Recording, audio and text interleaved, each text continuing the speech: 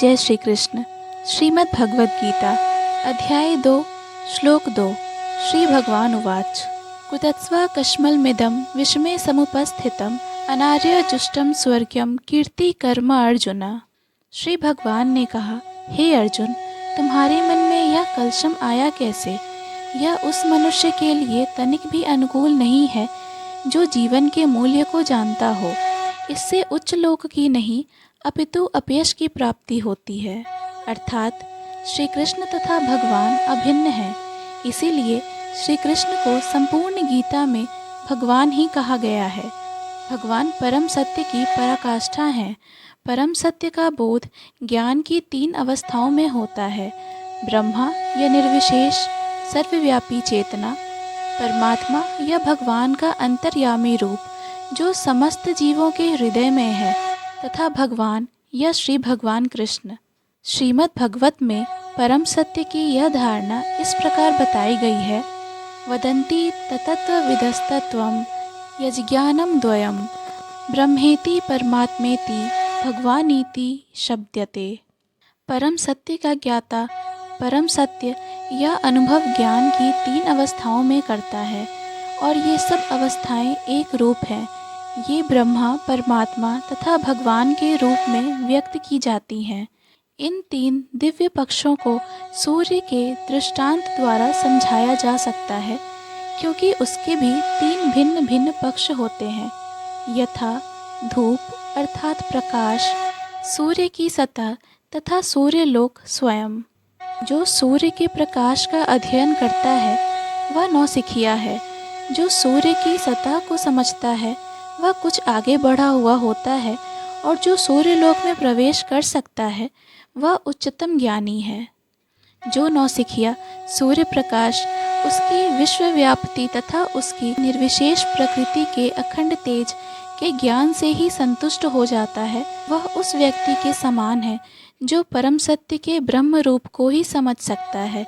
जो व्यक्ति कुछ अधिक जानकार है वह सूर्य गोले के विषय में जान सकता है, जिसकी तुलना परम सत्य के परमात्मा स्वरूप से की जाती है। जो व्यक्ति सूर्यलोक के अंतर में प्रवेश कर सकता है उसकी तुलना उससे की जाती है जो परम सत्य के साक्षात रूप की अनुभूति प्राप्त करता है।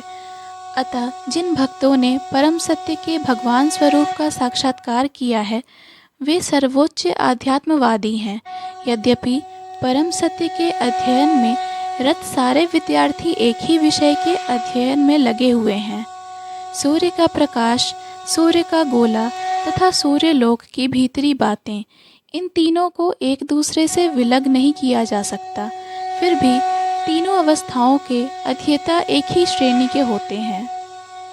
संस्कृत शब्द भगवान की व्याख्या व्यासदेव के पिता पराशर मुनि ने की है।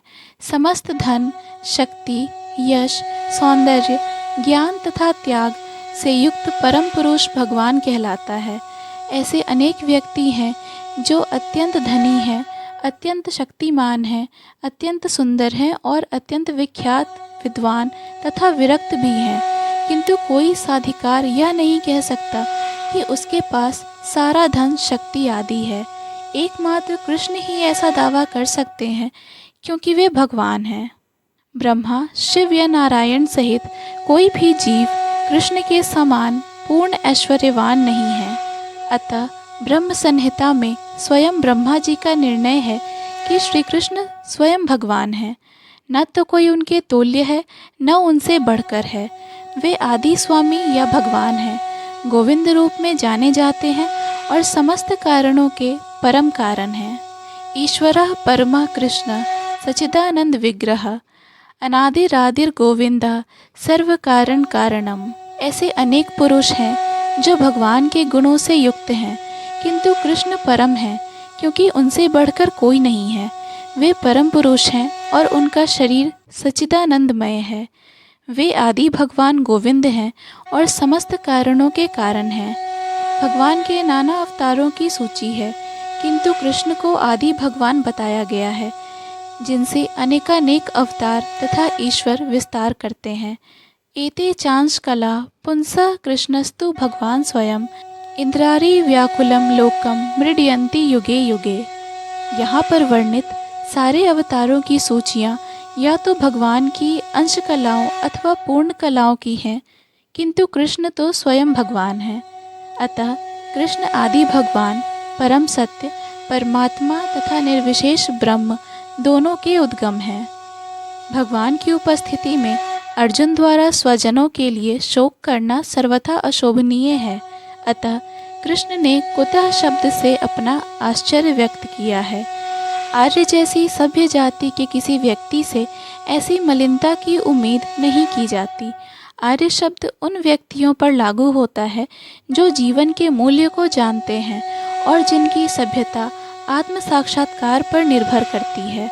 देहात्म बुद्धि से प्रेरित मनुष्यों को यह ज्ञान नहीं रहता कि जीवन का उद्देश्य परम सत्य, विष्णु या भगवान का साक्षात्कार है। वे तो भौतिक जगत के ब्रह्मा